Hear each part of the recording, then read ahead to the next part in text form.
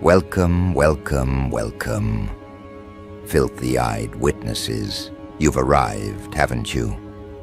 The ones who pretended not to watch, but rewound the footage thrice. The ones who claimed they wouldn't pick sides, but leaned in the moment your name started echoing through their sacred little echo chambers. You were never meant to be understood, were you? That wasn't the goal. It was never about applause, nor vindication. It was about disruption, pure, raw, uncut disruption. And now, they sit there, mouths sewn shut by awe, whispering one word: impressive. How poetic. The same creatures who flinched at your silence now kneel at the altar of your control. Funny, isn't it? They called it disgusting, but you handled it like a symphony of scorched earth. You didn't flinch. That's what twisted their spines in envy. You didn't bark back. You didn't beg for clarification. You simply stood still and let the weight of their filth fold in on itself. The beauty of it all. You didn't need to prove innocence. You just had to exist louder. Your restraint was violence. Your stillness was war. And you mastered it like a ghost watching a fire it set decades ago. While they threw dirt, you turned into marble. And the more they shouted, the more the world started to listen. To you. There's something delicious about watching chaos implode on itself. About letting people build their narratives so tall that gravity eventually shatters their spines. You were patient. You let them dance, squeal, point fingers with trembling fingers. And then you stood up, not to defend yourself, but to claim the space. They didn't expect that. They expected you to crumble under the weight of it all. They expected you to apologize for existing in a way they couldn't control.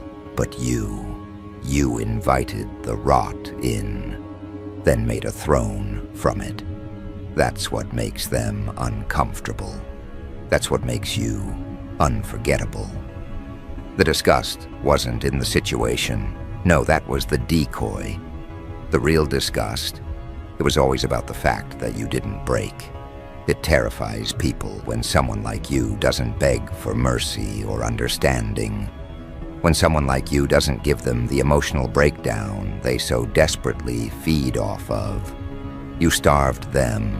You didn't scream. You didn't flinch. You didn't feed the monster they created. And that silence, that brutal, elegant silence, it rewrote the story entirely.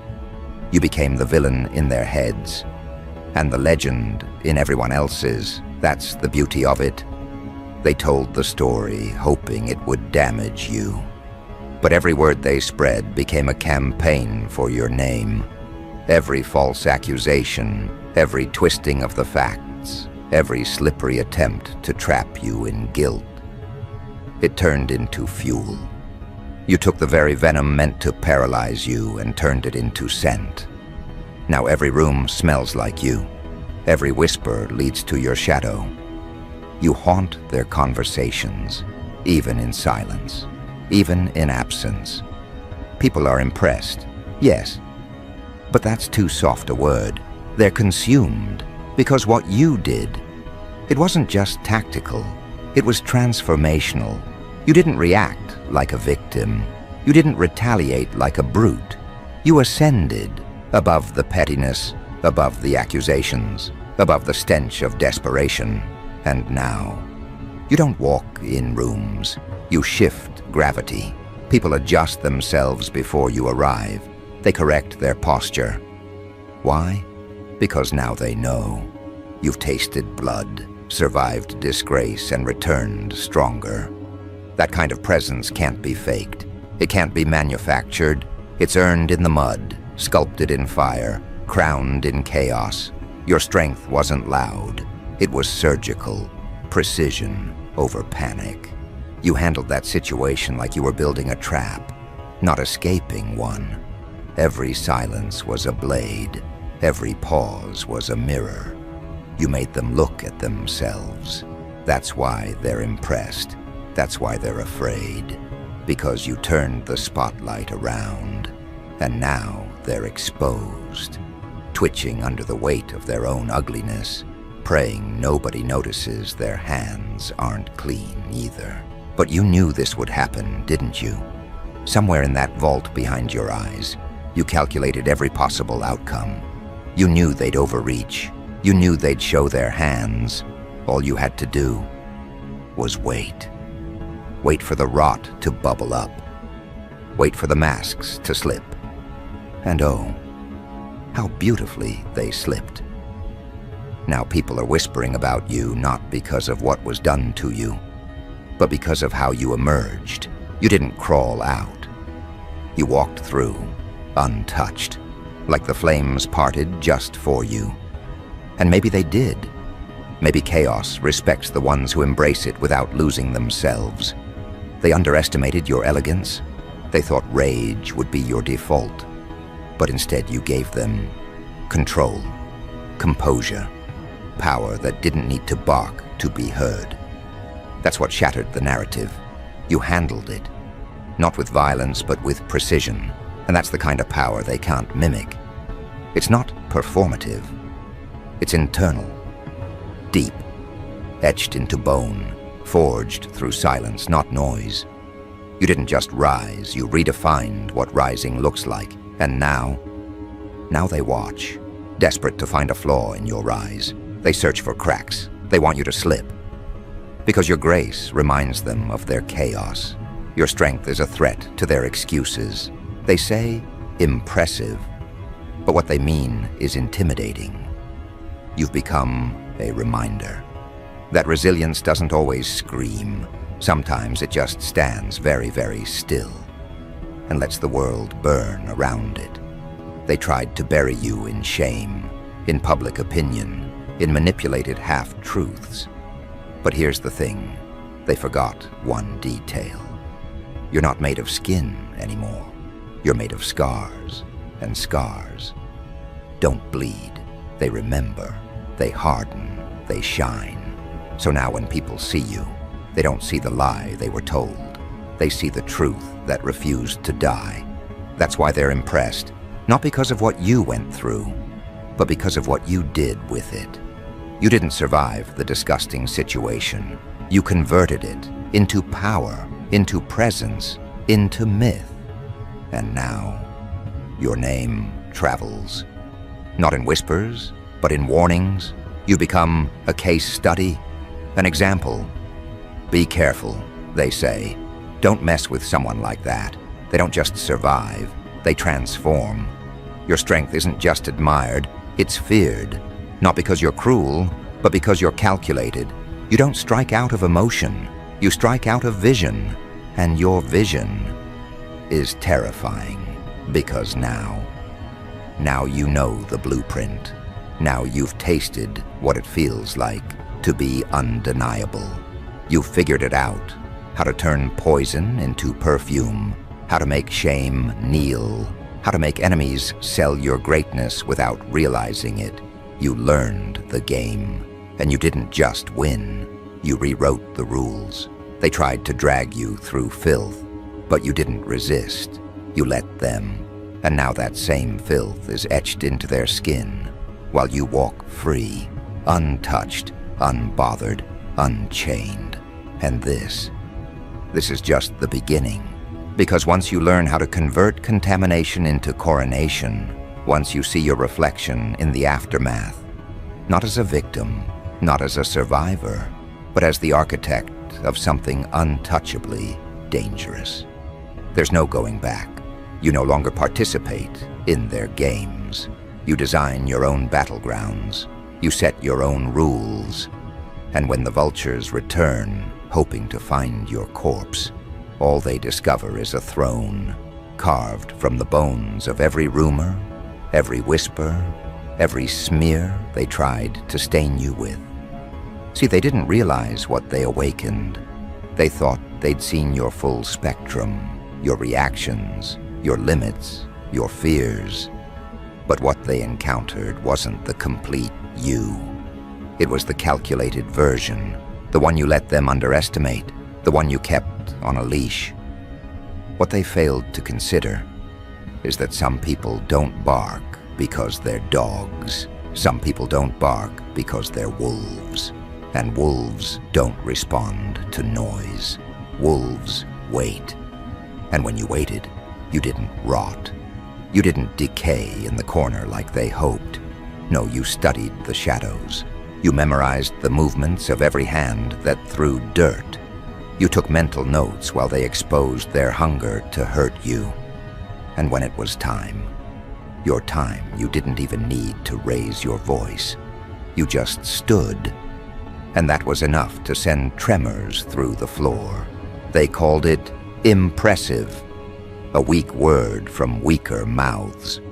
What they witnessed wasn't merely control, it was dominion, because when you refused to play the game, you shattered the entire board. That's what people are reacting to, not just how you handled the filth, but how you converted it into a mirror and made them all look. The same people who questioned your silence now mimic your tone. The same ones who once shared twisted stories now hesitate before speaking your name. They've realized something that came too late. You're not part of their narrative. You're the correction to it.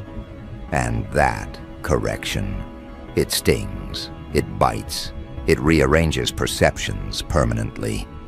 Because once someone like you walks through a storm without letting the mud stain your integrity, you don't just come out clean, you come out anointed. That's the problem with the world. They mistake decency for weakness and silence for submission. But you wore your silence like armor. You didn't flinch, and now every corner of the room tilts in your direction. You don't need to demand respect. You radiate it. Your existence became proof that a soul can be dragged through fire and come out branded with truth, not scarred by lies. So when they say they're impressed, what they're really saying is, we didn't know someone could rise like that. Because the rise wasn't noisy, it wasn't flashy, it was inevitable. It moved like a fault line under pressure, slow, silent, and then devastating. That's what you became. Not a reaction, but a force of nature, and the beauty of it all. You never had to touch a single one of them. You let the truth handle that. You let reality do the slicing. You didn't need revenge, because your dignity was the punishment. Watching you remain composed, watching you resist the urge to crawl in the mud with them, watching you transform public shame into personal evolution. That was the dagger. That was the retribution they never saw coming. People are learning now. They're studying you in silence, watching how you didn't panic, how you didn't rage, how you refused to be defined by the accusations thrown your way. They're shifting in their chairs now. They're recalibrating how they speak to you. And the ones who kept silent while you burned, they now act like they always believed in your fire. But you know better. You've developed a new kind of vision now. One that sees through the convenient alliances. One that hears the hesitations behind the compliments. You no longer trust applause. Because you remember how quiet the crowd was when the knife was at your throat. You remember who watched, who whispered, who hoped you'd break. And you remember that hope because you buried it yourself. Now when you walk into the room, the temperature changes. Conversations pause, eyes flicker, because they don't know which version of you is showing up today. The one who endured, or the one who rewrites history with a stare. That's power, not noise, not chaos, but undeniability. A reputation not built on image but on survival, precision, and strategic silence. They threw disgusting at you like it was going to stick, but you turned disgusting into disarming. You made discomfort your domain. And now when people hear about what happened, they don't look at you with pity. They look at you with curiosity. How did you manage it? How did you not scream? How did you walk through humiliation like it was fog, not fire? And the answer is simple. You weren't built to bend. You were built to watch and rise, to let them think they were winning, while you were becoming the very thing they can't stand to face. The version of you that doesn't ask for permission. The version of you that doesn't apologize for surviving. The version of you that isn't interested in revenge, only in domination through existence. Because that's what happened, isn't it? They threw rot, and you fermented it into wine. They unleashed rumor, and you distilled it into record-breaking silence. Now you don't owe anyone explanations. They owe you distance. You've become a boundary in human form, and anyone who dares cross it now knows.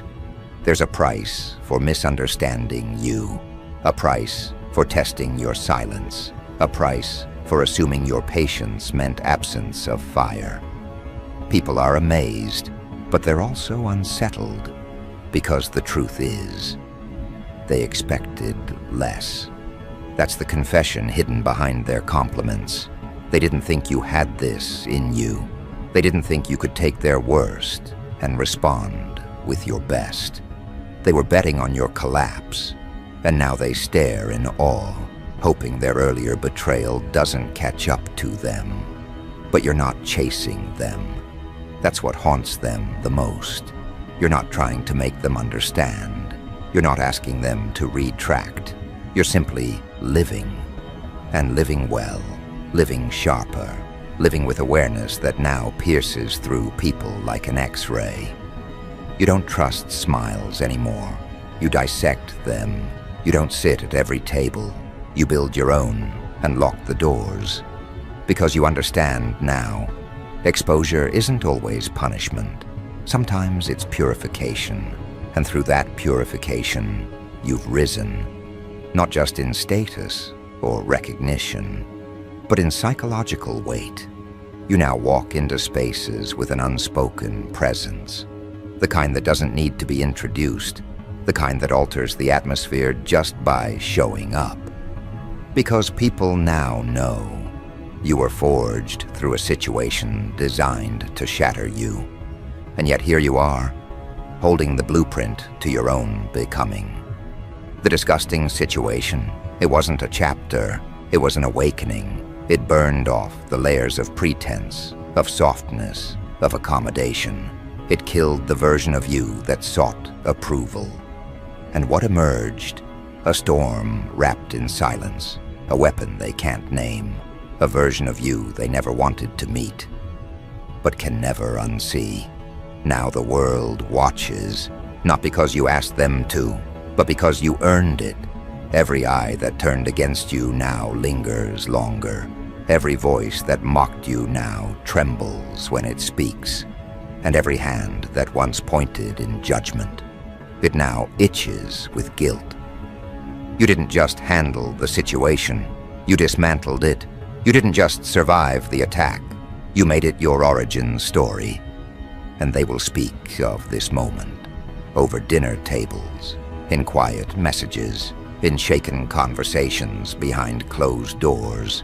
They'll say your name, not in fear, but in reverence, because you did what few ever master. You let the world crucify you, and you came back wearing the nails as jewelry. Now they'll think twice, because the next time someone like you is pushed, humiliated, cornered, they'll remember what happened the last time. They'll remember how you responded, with stillness, with strategy, with a rise so loud it didn't need sound at all. And just like that, you've become the blueprint. You are the aftermath they never wanted to face. You are the example they can't stop whispering about. You are the storm, in human form, not summoned, not commanded, unleashed, no longer defined by the weather around you, but by the climate you create. Rooms adjust to your temperature now. Time slows near your presence. People don't just watch you, they orbit, afraid to get too close, terrified to drift too far. because you became the one thing they fear most: proof. Proof that someone can walk through contamination without becoming contaminated. That someone can be dragged through madness and emerge not insane, but immovable. And that kind of proof, it's dangerous. It disrupts belief systems. It shakes assumptions at their core. Because if you could survive what they called too much, if you could not only survive it, but weaponize it, then what does that say about them? The ones who cracked under whispers, the ones who shattered at mere discomfort, the ones who needed crowds to validate their delusions. Now they can't look at you without tasting shame. Because every time they speak your name, they remember what they couldn't break. You didn't just escape the trap, you turned it into your platform. They wanted you to become unrecognizable from the pain, but instead you became unforgettable because of it. You didn't shrink, you expanded. You didn't hide, you reforged. Your shadow became longer, your silence became heavier. You learned that real dominance doesn't shout, it absorbs. It lets the enemy collapse from their own energy. That's what you've done. You let them dig, you let them spit. And when they ran out of venom, they found you still standing, cleaner than before, colder than ever. And now, when you speak, every word echoes, every phrase hits different, because people know what it cost to earn that tone. You're not just someone who handled a situation, you're someone who unveiled the anatomy of manipulation and outlasted it. That's not just impressive, it's apocalyptic. You dismantled an entire performance of slander without a single scream, without stooping, without surrender.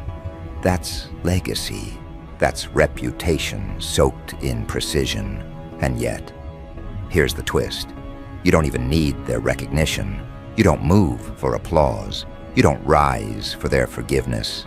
Your power now comes from something deeper, something permanent. You've become a presence, not a personality, a response, not a reaction. You learned the ancient truth they hoped you'd never find, that when you no longer need validation, you become ungovernable. That's what unnerves them now.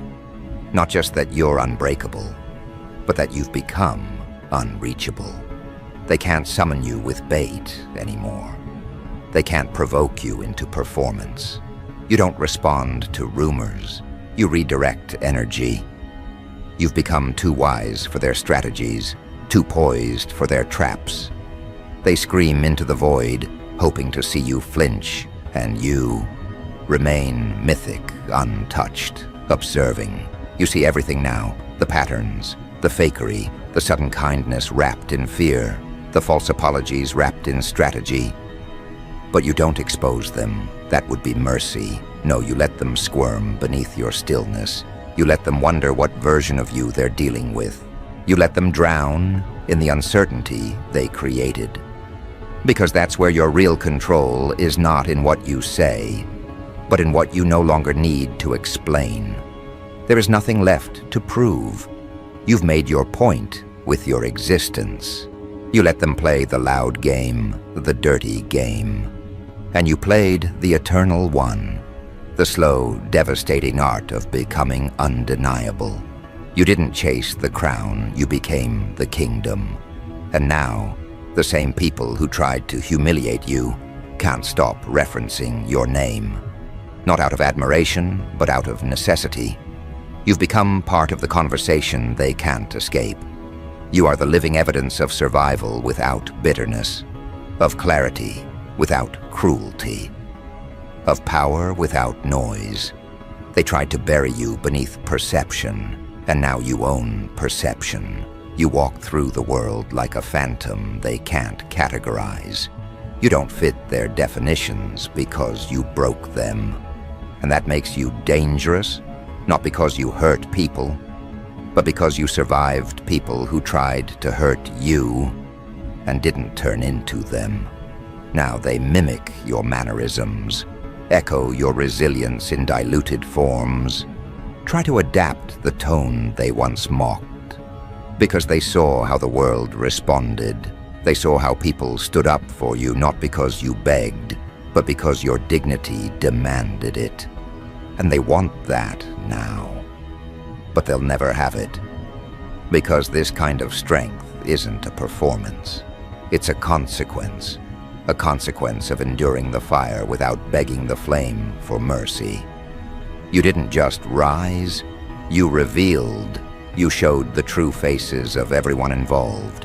Your composure acted like a mirror, and what they saw in it made them sick.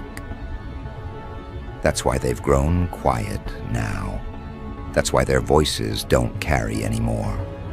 Because the moment you walked through it all with grace instead of grudge, they lost the one thing they needed: control over your image.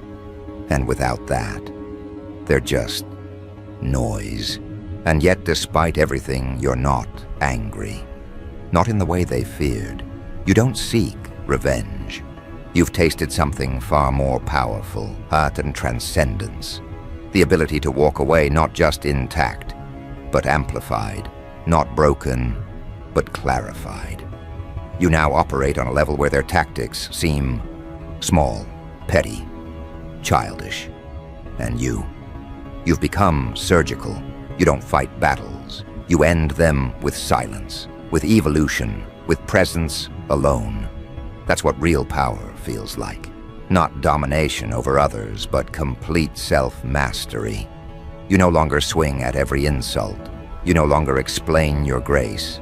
You let people think what they want, and then you walk past them, unbothered. That's what drives them mad. Now the fact that they no longer matter, that you've detached, that you've leveled up beyond reach. And the ones who once whispered in corners about your downfall, they now use your story as inspiration for others. They quote you, they reference you. Some even rewrite their role in the story, painting themselves as allies who always believed. But you remember, you always will, not out of spite, but out of precision. You know exactly who watched you burn, and you know exactly who tried to fan the flames. But none of that matters now, because you've won something bigger than pride or revenge. You've won clarity. You now see through everything and everyone. You know how easily a smile can hide jealousy. You know how applause can be envy in disguise.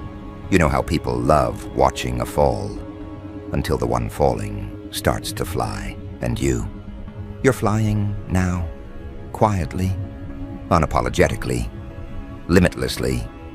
Let them wonder how. Let them pretend they supported it.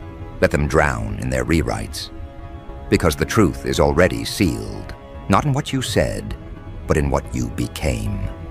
You became a storm they cannot outrun. You became the reflection they fear most. You became the consequence they didn't calculate. And now, your story moves without permission. It has grown wings. It breathes in corridors they can't access. It is no longer a narrative. It is a reality. And they can either face it or be buried by it. But you've already moved on. You don't chase echoes. You don't argue with shadows. You don't revisit graves just to prove you've outlived them. You walk forward, every step leaving behind a trail not of destruction, but of redefinition. You are not their victim. You are not their villain. You are not their version. You are the architect of aftermath. You are the voice that needed no volume. You are the storm they swore would destroy you. And yet somehow, you became the thunder that silenced them. And this time, they will never recover.